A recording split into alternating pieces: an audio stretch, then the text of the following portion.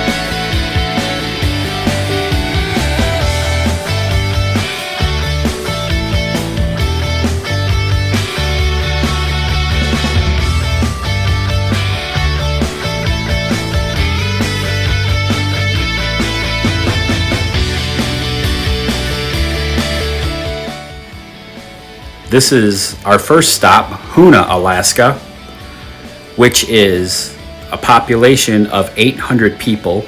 It's also known as Icy Strait Point. There are 2 cruise ships in port that day, each one holding approximately 4,000 people. so the population swells to about 10 times its normal size when the cruise ships visit. However, they are set up for the infrastructure for these cruise ships to visit, as they have a cable car system that takes you from the dock over a hill and into the center of town, where there are several shops, restaurants, and tours available. I took a tour through the National Forest with a tour guide who is a native of the area. We were hoping to see some brown bears. We saw a couple, but I was informed that we would have saw more had we came back in a few weeks when the bears are mostly out of hibernation. It was a fantastic tour and a wonderful experience.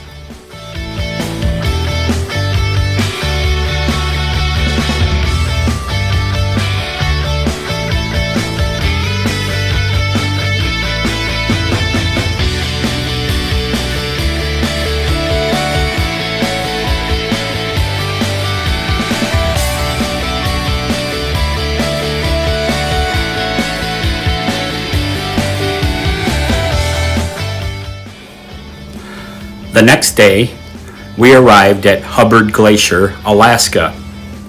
This glacier is the second largest glacier in the world, the largest being in Antarctica. The glacier is 450 feet tall and 85 miles in length.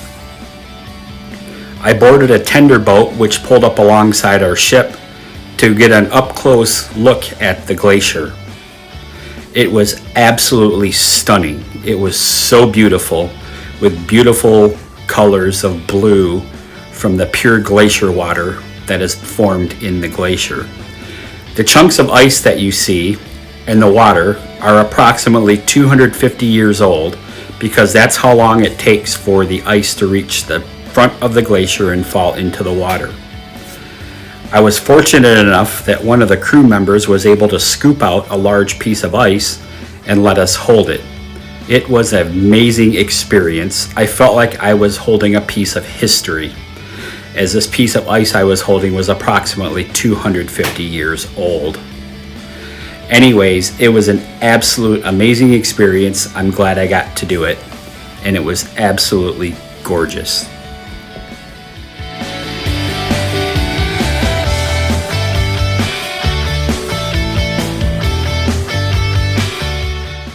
Our next port of call, it was Juneau, Alaska. Juneau is the capital of Alaska. It is also the only U.S. capital that is only accessible by boat or by plane, as there are no roads leading from the mainland into Juneau because of the surrounding mountains. It is an absolute beautiful city. There's a tramway here that I took up to the top of the mountain later that afternoon. I took a tour of the city, including a whale watching excursion and a trip to Mendenhall Glacier and some waterfalls, and it was absolutely beautiful. Juneau is a really neat city, and I highly recommend going sometime. On our whale watching excursion, we were lucky to see approximately a dozen whales, including a mother and her calf. There was approximately a dozen excursion boats that were looking for whales, and when one boat would spot whales, they would get on the radio and notify the other people where the whales are. We then headed to Mendenhall Glacier, which is a glacier outside of Juneau, and some waterfalls off to the side there that you can take a look at as well. This was absolutely beautiful, and I highly encourage anyone to see there. While I was in Juneau, I ran into a fellow postal worker, so I had to get a selfie with him. I then headed back to the ship, and then I headed off to the aerial tramway that takes you to the top of the mountain. Once again, I really enjoyed Juneau, and I can't wait to return again sometime.